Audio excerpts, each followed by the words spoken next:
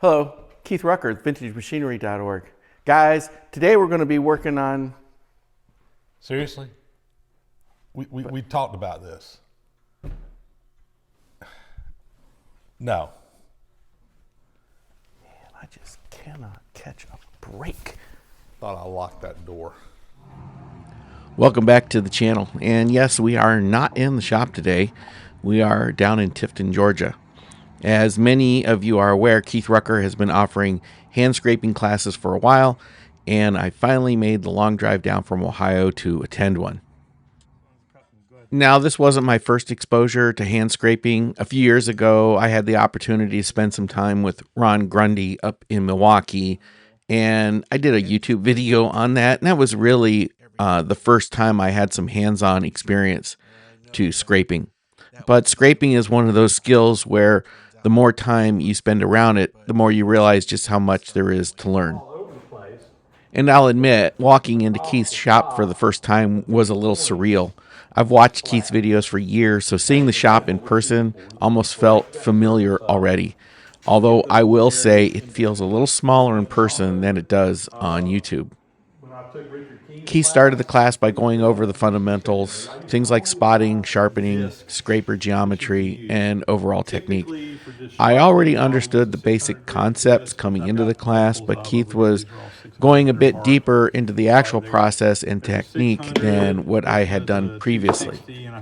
One thing I didn't fully appreciate beforehand was just how important keeping the scraper sharp is.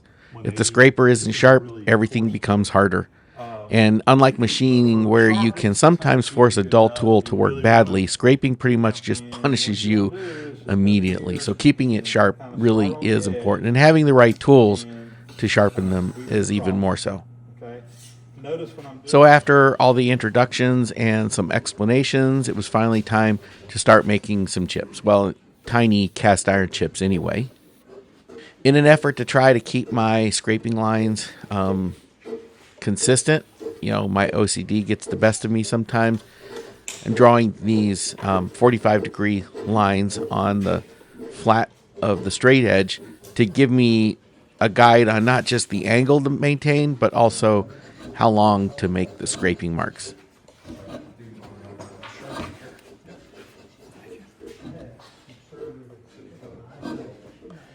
And this is probably one of the first mistakes I was making throughout the weekend. I was being a little bit too methodical, I think, and trying to be very accurate in the length of the scrape mark and also the distance between them. Although it is important, right, not to overlap your scraping, I think I was going a little bit too OCD here. And I was really digging in. And I think, again, that was something that will later come up, that taking too heavy of a cut on these first passes was also a mistake. One thing I noticed also throughout the weekend was how different scraping feels once you start doing it for hours and hours at a time instead of just short little practice sessions. I generally don't listen to music when I'm in the shop, and this environment here was no different. I find that if I'm listening to music or even podcasts, it's so easy to sort of zone out in what you're doing, and you really can't zone out while scraping because the strokes do matter, especially when you start getting into the more details. So the detailed scraping. So consistency matters a lot more than you might think. Real flat, it's more, you just dig in more coming up. So again, I try to, go up into my shoulder, so kind of think of that as your angle you're shooting for.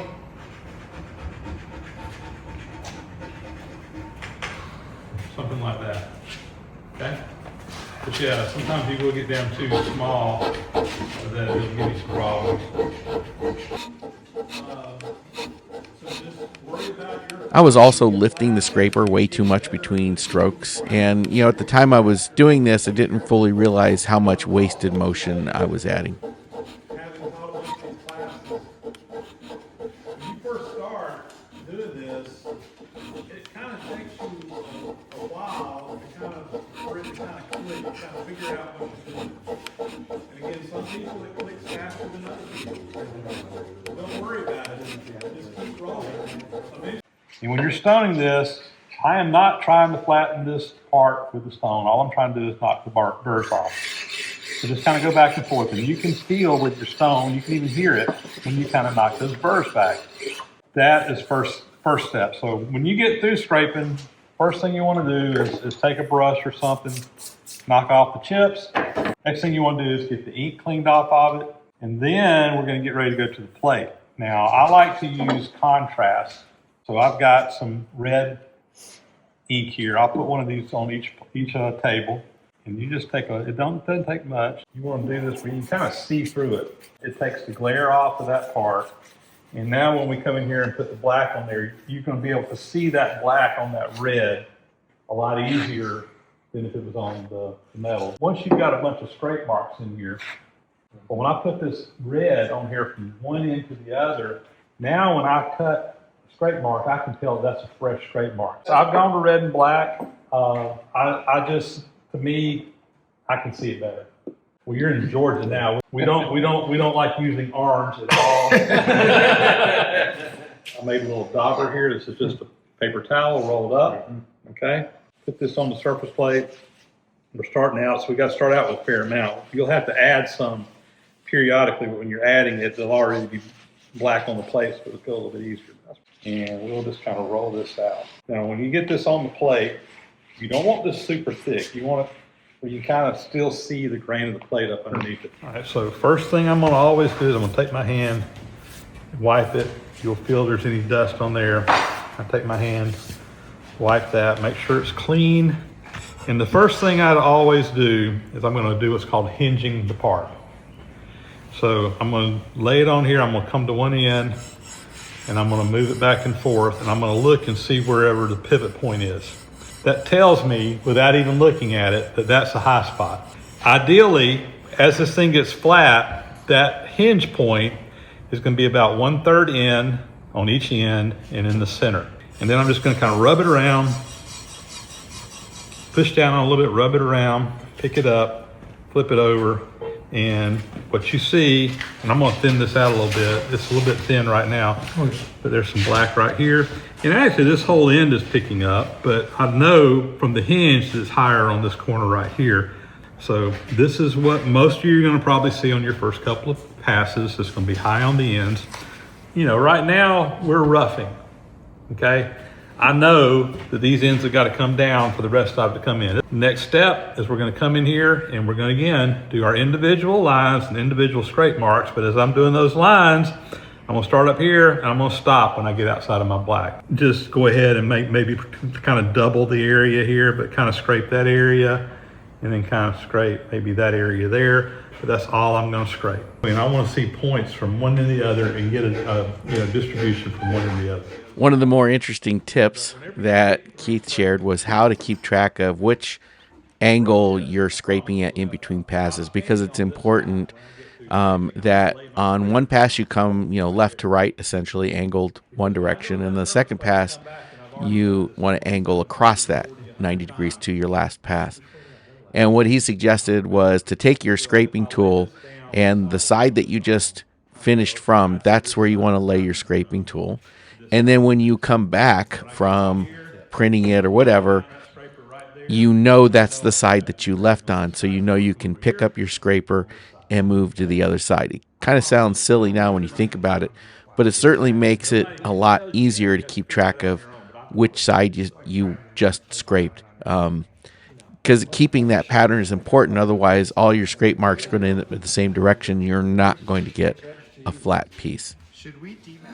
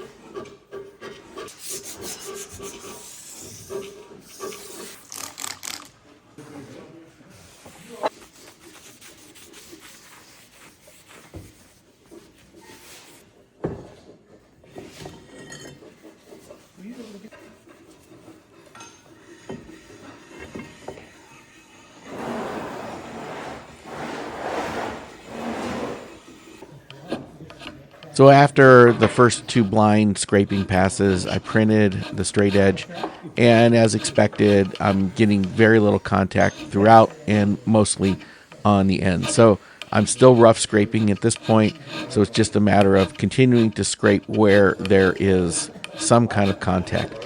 But I'm still trying to keep this perfect pattern, and it really is kind of slowing me down. And I do think I haven't realized it yet, Still got but a long I'm ways to scraping go, a lot deeper but- than I need to be. But what I'm seeing is there is basically there's contact going on somewhat uniformly from end to end. It's not a lot of contact, so we're looking at points in here. And if I were to lay a 1 inch grid on here, I mean he's probably somewhere between 5 and 7 points per inch. Not very much. We want to be at on the straight edge. I'd like to be at like 35 to 40. Okay, but he's got contact from end to end. So now he needs to kind of get out of the roughing phase where you're kind of like, okay, my ends are high, and I'm just kind of trying to bring them down to where we're trying to get points of contact. We're trying to increase our points of contact. And the strategy for that is when he's scraping this, he only needs to scrape the points that are black. And what that's going to do is it's going to bring it down, and then hopefully some of the other stuff's going to start coming in to get more points of contact. Although at this point, I have gotten this thing to the where, as Keith explained it, I'm getting points of contact throughout the entire surface. It was now my job to try to increase those points of contact. And throughout the first day, I kept scraping just the black, just the black, just the black, and I still wasn't gaining a lot of contact. I was gaining some, but I wasn't gaining nearly as quickly as I would have expected. Now, I don't really completely know why this is the case, but I am speculating that, and Keith kind of agreed with me, that it could be those initial scrapings were just so deep that I had a lot more work now to try to bring down those high spots to where it was even with those valleys that I dug in so deep early on in the class. And I'll be honest, I was struggling to try to gain some more coverage to the point where I needed to reach out to Keith for some additional help. So asking Keith for some help, he watched me scrape and he thought I was doing everything okay, but still couldn't understand why I wasn't making any progress. So he offered to show me firsthand on my straight edge, and maybe I would pick something up. So you're not lifting up. No, I don't. A lot of guys say you should. I don't. It just dulls your cutter a little bit faster, but easy enough to sharpen. Watching Keith take a pass on my straight edge was really educational because the little details and techniques kind of became a little bit more obvious. The way he held it, a lot different than the way I was doing it. But not only that, but the rhythm and how little wasted motion there was. It all looked a little bit more controlled than what I was doing. So at this point, I wasn't really trying to learn the basics anymore. I was trying to get a little bit more efficient and a little more consistent.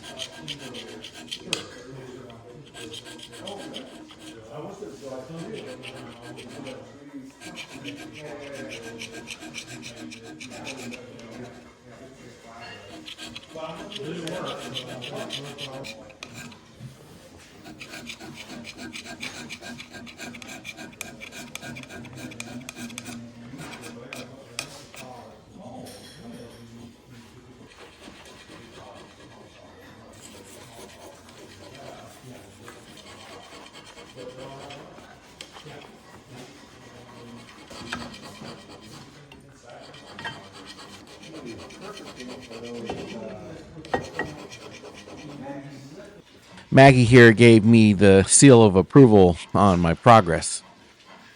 Slide it down. I usually do about, maybe an inch or two at a time, and I will get. One thing I really appreciated about the class was that Keith kept tying scraping back into actual machine rebuilding work. So it wasn't just learning how to scrape a practice piece or a straight edge, it was understanding why these tools and techniques matter. Probably what I would do. So, of course, one of the reasons why we scrape a machine is because it has wear. So how do you measure that wear? And one of those methods is by using a Kingway alignment tool or something like it. And Keith took his Kingway alignment tool out of the case and kind of gave us a rundown on how he would use it to measure the wear and where he would expect to see wear on a lathe like this Monarch. You know, you have to say, okay, how far apart these are. You know, that's say it's 9 inches. You know, you would have to do some math. Okay, it's 3/10,000ths divided by 12. Then you multiply that times 9, and then that would tell you what the actual is. Because if it's not, it can affect the level up here. But there is a adjustment on here where I can adjust this level bubble. So even if it's not perfectly level, the biggest thing is if there was some twist in the bed, that would probably cause you more problem than anything else.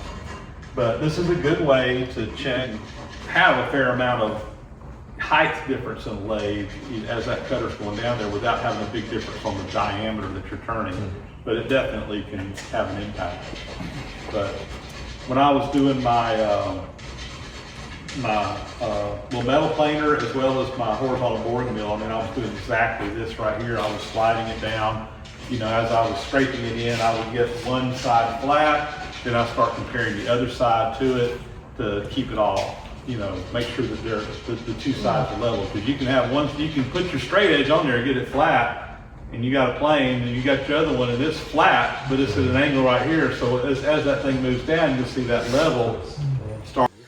I know it wasn't a race, but I was still progressing slower than many of the other students in the class. And it didn't really bother me. It didn't really frustrate me in that regard. What was frustrating was not making progress on my particular piece. I didn't care how long it was taking, sort of.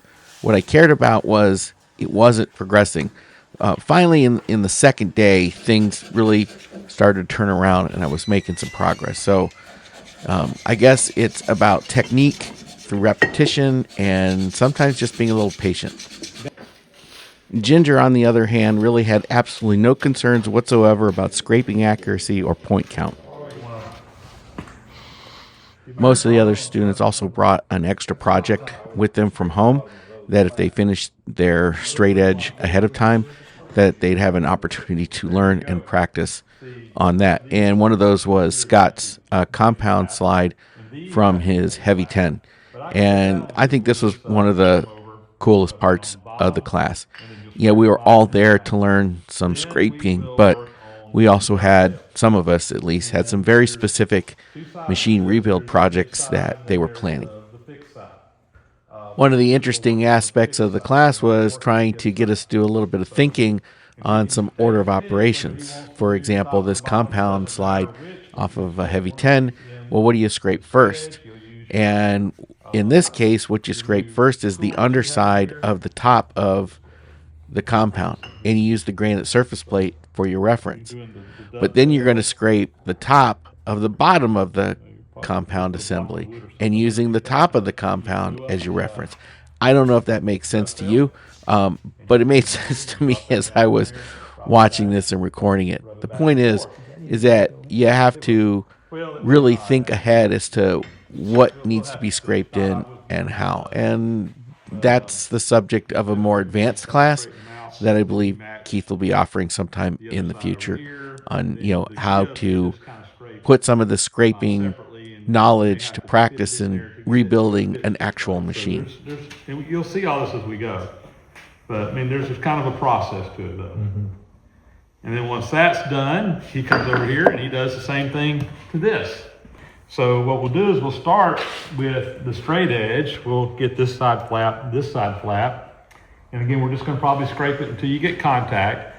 Then we'll go to this and rub it back and forth and see how they are as far as being parallel to one another and making sure they're, you know, one's not sideways or what have you. And I'm just going to get a measurement. And typically when I'm doing this, it's going to be close. So I'm just going to look on here. This is measuring 10. I don't care what the measurement is. This is a relative measurement. So it's 10 though. So I'm just going to write right here 10. And then we'll go up a little bit. We'll measure again. 13 and a half. I'll just call it 13. We'll go up. We're measuring 13. Go up some more. Come in here, and I'd probably go ahead with the straight edge, because when you put the straight edge in here, it's probably going to be hitting in the middle. Knock that back and get it back down to the tens or whatever in here. And I probably would go ahead and, at least with the straight edge, check the other side and just make sure you got contact from one end to the other, really, and probably come back and do this again. I would print both sides and get them straight to have contact from one end to the other.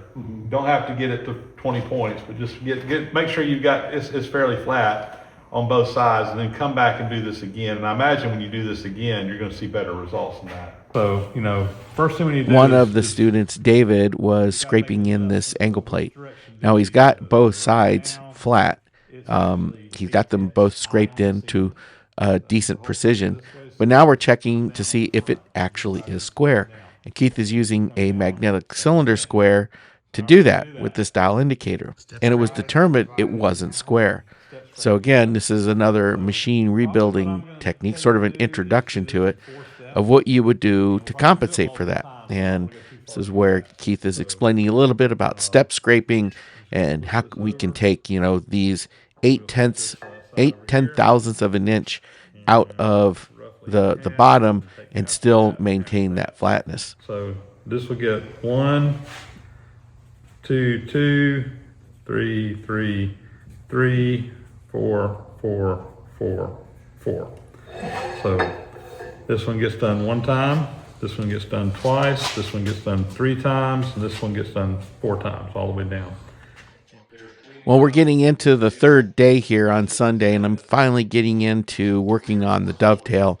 And it felt a little bit like a milestone for me at this point, mostly because it meant I'd finally started getting the bottom surface under control. Now, the bottom wasn't 100% complete, but it was pretty close. Because once you start scraping in the dovetail, the likelihood is that the bottom will start to move, and it'll come a little bit out of flat. So you kind of need to alternate between the two surfaces until both of them are perfect.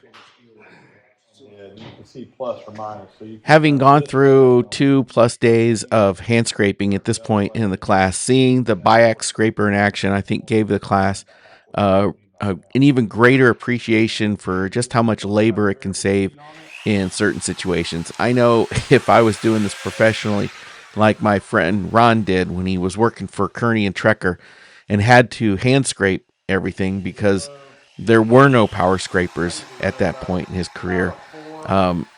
I'd say you'd probably get some pretty strong forearms, but I think a Biax power scraper, even though they are very expensive, they can be worth it if you do a lot of machine rescraping. I try to make that line. I'm swinging this thing in an arc, or typically I just kind of do this. So I am kind of swinging it in an arc. It's not really a straight line, or sometimes I kind of lean into it.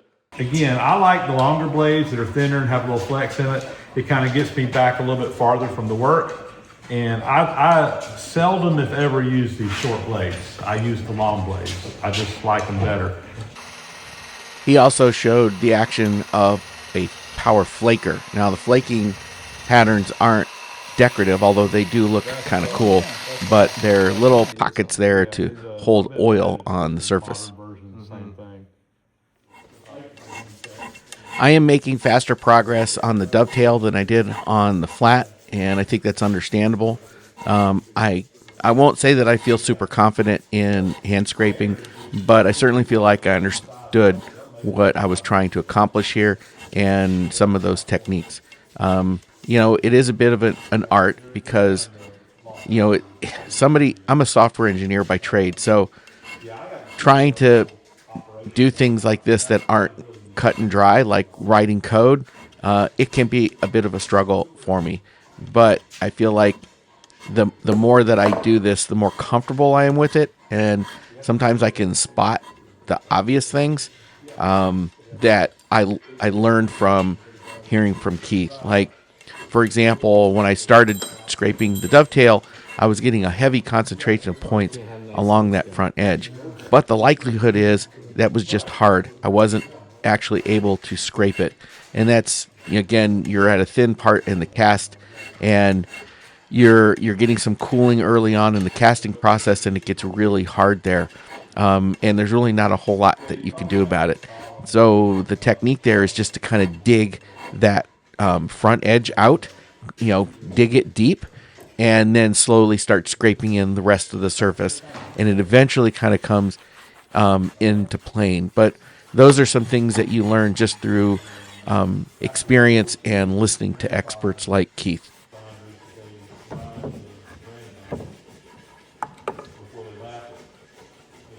And you will have the confidence to work on stuff down the road, because if I know how it is, you come take this class, and it might be 5 years before you actually need to do some scraping, and you're going to call me, I need to go take a refresher course or whatever.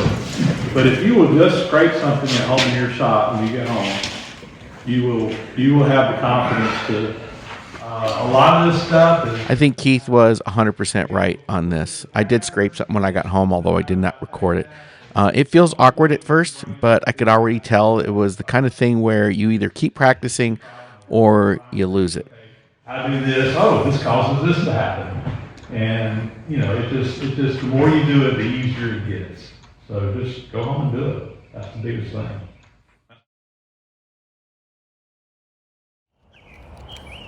Before heading home, Keith offered to show me around the Georgia Museum of Agriculture, where he's volunteered for many, many years. A lot of his early videos were filmed there, so it was really neat finally getting to see it in person as well. Keith has been recording a number of videos out here as they do some repair work on the Vulcan steam locomotive. It's still not completely back together yet, but I understand they're making quite a bit of progress. I could have spent the entire day just looking around this place and checking out this locomotive. It's a neat piece of machinery. Love to see it in action someday. Between the machine shop equipment, the steam engines, other restoration work, there was interesting stuff everywhere. Unfortunately, the museum was technically closed that day, so I really appreciate Keith taking the time to show me around before I headed home. Got a chance to check out the steam-powered sawmill. They had a grist mill, even had a cotton gin, a number of historic structures. So I really appreciated Keith willing to take a little bit of time in the morning before a conference call he had to be on in order to show me around the museum. Hello, Keith Rucker, vintagemachinery.org. Hey! Thought I told you to get out of here. Come on. Well, I made it back to Ohio. 48 degrees outside. It's a little bit late here. It is now Thursday of the following week. And I would love to say I finished this straight edge, but I think it still needs just a little bit more work. When I did the dovetail and I flipped it over and blued up the bottom, I noticed that there was some movement in the bottom, and also there was a little bit of a burr that I must have raised while scraping in the dovetail. So I do need to address that soon. I did manage to finish machining, or at least partially finish machining these other two straight edges. Obviously, I never touched these while I was down at Keith's. I still have to finish off the top. I'll do that soon because I do have on the way a couple of magnetic V-blocks for the surface grinder. And I cleaned up a good bit of the chatter in these other two straight edges, but there's still some there. And I think it would be better if I were to go ahead and take that out with the surface grinder. So when those V-blocks come in, I'll be able to address that. And then lastly, I still need to address some carbide grinder. I do have a little homemade one that I made out of a treadmill motor, but I still think it runs a little bit too fast. I've got the cheap Chinese diamond discs on it. Maybe it's okay. I might go ahead and give that a try. I do have some new blades coming from Hudson Machinery in Texas. So when those arrive, I'll go ahead and get the proper radii ground on each of those so that I can finish the final scraping on this. I'm not sure if I'm going to hand scrape these or not.